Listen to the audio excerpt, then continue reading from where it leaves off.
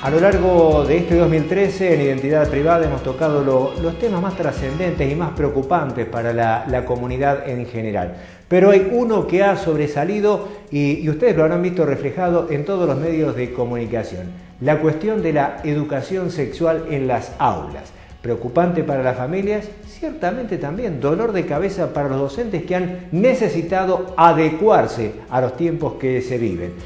Lo enfocamos desde distintos puntos de vista, pero creemos que lo más valioso, lo más importante, lo más rico es escuchar la opinión de la profesora Fabiana Gómez Córdoba, que nos ayudó un poco a pensar en el tema.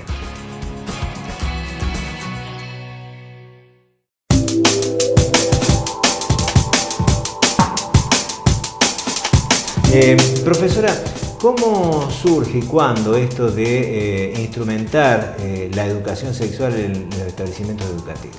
Bien, la pregunta es sumamente interesante porque en realidad el abordaje de la educación sexual se da en las escuelas desde siempre, con algo que quienes trabajamos en educación llamamos el currículum oculto, que es aquello que no está escrito en las planificaciones ni en el proyecto institucional, pero que dentro del aula sí se lleva a cabo. Y que muchas veces se lleva a cabo de una manera inconsciente, no intencional.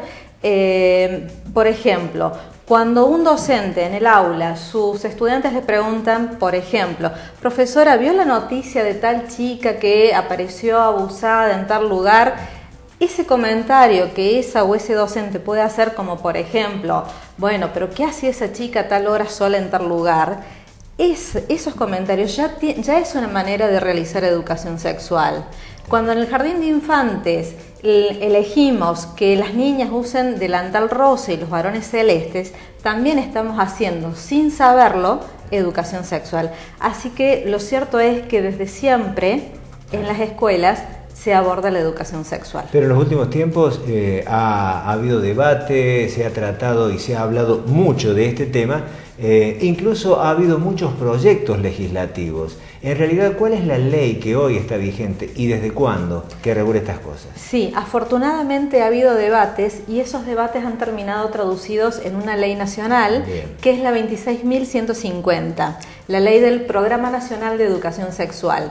Esta ley fue sancionada en el año 2006 y dentro del texto de la ley prevé que la educación sexual integral debe ser abordada en todas las escuelas, desde nivel inicial, es decir, jardín de infantes, hasta los institutos de formación docente, inclusive todas las jurisdicciones municipales, provinciales, nacionales, ya sean instituciones de gestión público-privada, todas, absolutamente todas, deben abordar la educación sexual integral la ley preveía a partir de esa fecha 4 años después. Es decir, desde el 2010 todas tendrían que estar haciéndolo. La realidad nos indica que no es así, falta mucho camino por recorrer todavía. Está bien. Cuando hablamos de la legislación y los temas que deben ser abordados dentro del aula, ¿qué temas cotidianos están comprendidos en esta ley? Bien, la ley es sumamente interesante. En primer lugar, porque no habla solamente de educación sexual, sino que le da un enfoque integral, es educación sexual integral. Eso significa que entiende y conceptualiza la sexualidad en sus aspectos biológicos, por supuesto, pero también los psicológicos, los culturales, los espirituales y los éticos. Por eso es integral. Y por lo tanto, sus contenidos tienen que ser abordados de manera transversal. Por ejemplo, en educación ciudadana o en formación ciudadana, de acuerdo a cómo cada escuela, el nombre que le da a la materia, en el nivel medio, docentes pueden, por ejemplo, trabajar el tema de derechos. Pueden abordar la ley de identidad sexual, la ley de matrimonio igualitario, los derechos humanos para mujeres. Y fíjate que no estamos hablando de genitalidad, sino que estamos hablando de construcción de ciudadanía, en materias como, por ejemplo, educación física, sí. Poder dar la oportunidad a que chicos y chicas por igual elijan el deporte que quieran hacer, no preasignarlo desde la escuela que los varones hagan fútbol y las mujeres hagan handball. Claro. Sino poder crear, inclusive poder crear equipos que sean combinados de varones y mujeres. Es decir, los contenidos que se abordan son tan plurales como lo es la sexualidad en sí misma. Está bien. Profesora, no escapará su conocimiento, ustedes lo pueden haber detectado, ¿no? Que este tema es un problema para algunos padres, sí, y para algunos docentes también. ¿Han tenido resistencia a la instrumentación de esta normativa los docentes y los padres? Sí, en realidad sí existe aún hoy resistencia y es comprensible que así sea. Desde los y las docentes, ¿por qué? Porque abordar en el aula educación sexual no es lo mismo que abordar temáticas de historia o de matemática. Cuando yo abordo, cuando me paro frente a un grupo de estudiantes a hablarles de sexualidad, estoy poniendo en juego mi propia sexualidad, mi propia historia personal. Y si yo comienzo a hablar de un tema y de pronto me retrotrae a una experiencia personal que me causa tristeza o me causa pudor, se me nota y se transmite. Profesora, de pronto en este programa dedicado a los docentes, creo que vendría bien explicar cuál es la tarea que tienen que tener los docentes cuando abordan estos temas respecto de los padres, a la actitud de los padres, cómo se los trata, qué se les responde, cómo se contesta a lo que podrían ser planteos. Sí, en este sentido es importante destacar que la educación sexual integral es una parte de la educación general. Esto, la ley 26.150 lo plantea de esta manera. ¿Qué significa esto? Significa que al ser parte de la educación general es un derecho humano básico de todas las personas. Por lo tanto, como persona adulta, ya sea en mi rol de docente, de mamá o de papá, yo no puedo de ninguna manera impedir, obstaculizar o negar el acceso a ese derecho a cada uno y una de las estudiantes. Es un derecho de ellos y de ellas. ¿Qué es lo ideal? ¿Cómo, y que la ley también lo prevé? ¿Cómo abordar esto con las familias? Lo que la ley plantea es que, en primer lugar, es fundamental que haya acuerdos dentro de la escuela acerca de cómo, de qué manera y quiénes van a trabajar la educación sexual integral en cada escuela. Llegar a acuerdos entre equipo directivo y cuerpo docente. Y una vez que estos acuerdos se han logrado, convocar a las familias. Y recién cuando familias y escuela han logrado llegar a acuerdos y a perder los miedos porque saben de qué se trata, porque saben que no se le va a hablar a un niño o una niña en sala de 5 sobre cómo se deben tener relaciones sexuales, por ejemplo, que es por ahí el fantasma que muchos papás y mamás tienen, sino que se les va a permitir que un varón pueda jugar a ser papá con un muñeco, con un bebote, que una nena pueda jugar con una cajita de herramientas a construir algo, cosas que esos chicos y esas chicas ven que en su casa pasa, ven que el papá alza al hermanito, le cambia los pañales, le da la mamadera, ven que la mamá puede cambiar un foquito de luz, maneja un auto, y esta diversidad tiene que estar reflejada en el aula. Por lo tanto, la participación de las familias es fundamental y recién después es la bajada de los contenidos al aula.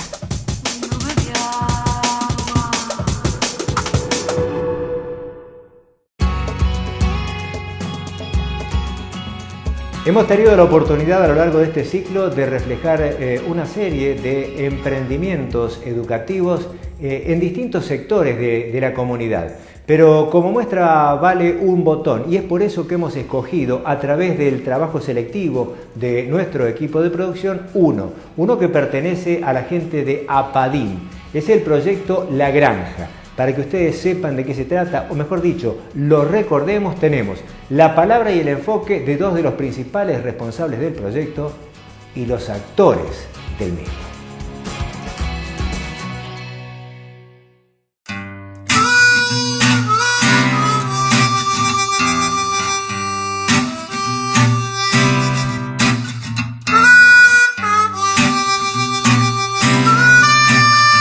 ¿Qué es y cómo trabaja APADIM?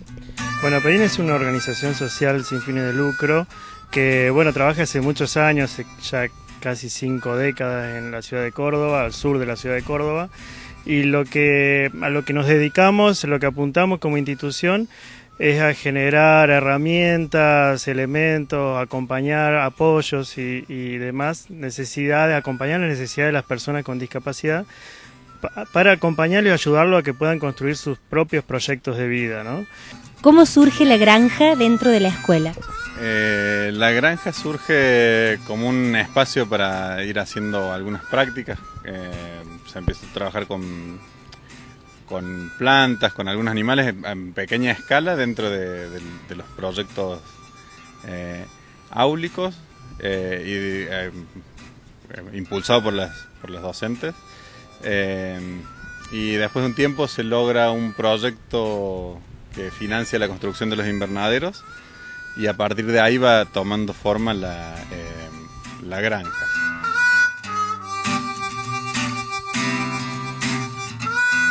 ¿Cuáles son las actividades que hacen los chicos aquí en este proyecto? Los chicos hacen todas las actividades de mantenimiento básicas de la granja, como darle de comer a los animales, el orden y la limpieza del lugar.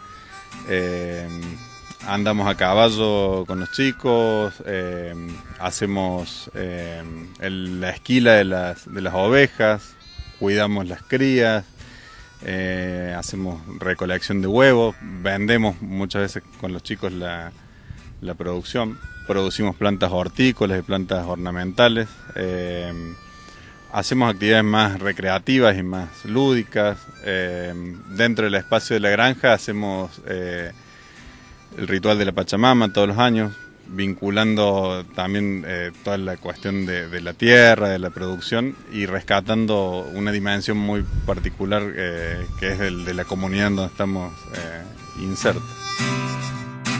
¿Qué prioridad tiene la institución? Bueno, para Padín es prioridad trabajar en el ejercicio, en la promoción del ejercicio de los derechos de las personas con discapacidad. Esto significa apuntar, que todo nuestro trabajo apunta a generar procesos de autonomía en las personas, ¿no? Que cada vez sean más independientes, cada vez más autónomos y que puedan de alguna manera progresivamente ejercer su derecho a elegir lo que quieren para sí mismos, ¿no?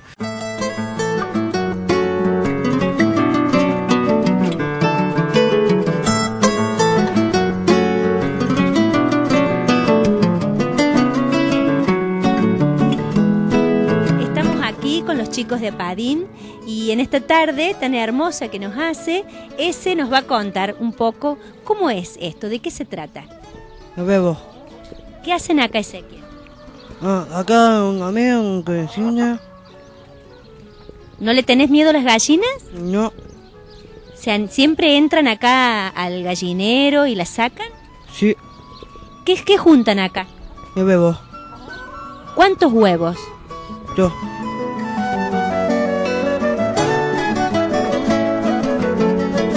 Contame, Javier, ¿qué les dan de comer a las gallinas? Pasto. Pasto. ¿Qué más? Y maíz. Muy bien. ¿En qué traen el maíz acá? El profe Pedro. ¿Y el profe Pedro lo trae en baldes? Sí. ¿Y esos baldes están cargados? ¿Son muy pesados para ustedes? Sí. ¿Quién hace el trabajo más pesado acá? ¿Quién es el que tiene más fuerza? Yo. Muy bien. ¿Y toman agua las gallinas? Sí. ¿Quién se encarga de traer el agua? Yo.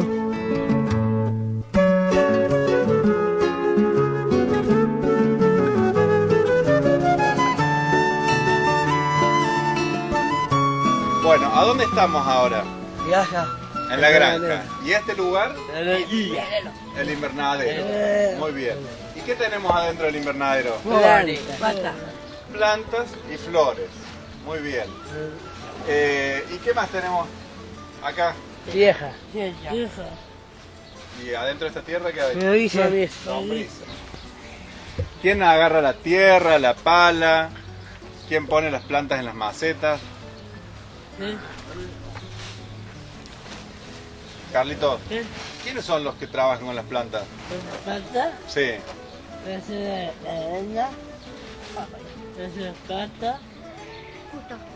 ¿Pero quiénes son los alumnos que trabajan con las plantas?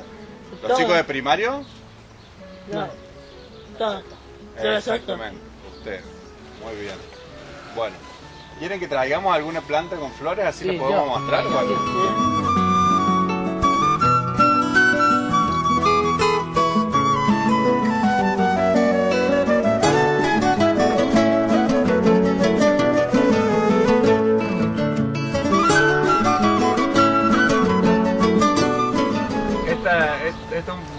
proyecto que hicimos el año pasado de una recreación de un medio ambiente acuático. Estaban estudiando en biología y medio ambiente, entonces armamos todo un medio ambiente propio con plantas acuáticas, plantas alrededor del borde de laguna y con peces y todo.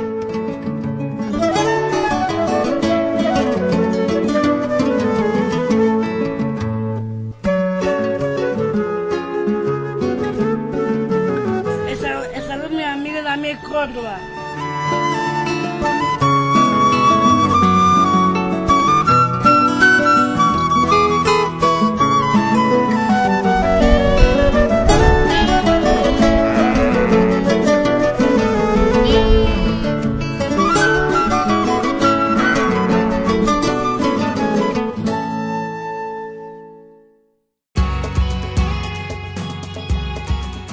Hasta aquí llegamos con la propuesta de identidad privada, penúltimo programa de este ciclo. Adelantamos, la próxima semana lo vamos a compartir con las máximas autoridades de SADOP para que ellos sí dejen a través de su opinión lo que ha sido este 2013 que estamos dejando atrás, los logros más importantes y fundamentalmente lo que se viene para el año próximo, que con toda seguridad no será un comienzo de ciclo fácil, a menos que en este periodo de vacaciones haya importantes avances que por el momento no se vislumbran. La idea es reencontrarnos entonces la próxima semana, antes de la despedida, en nombre de las autoridades del sindicato y de la producción del programa. Vamos a desearles a todos ustedes que la pasen muy bien, que tengan una feliz Nochebuena, mejor Navidad y la idea es que haya bienestar para todos y nos podamos reencontrar la próxima semana con la finalidad de cerrar el año lo mejor posible. Hasta entonces, muchas gracias.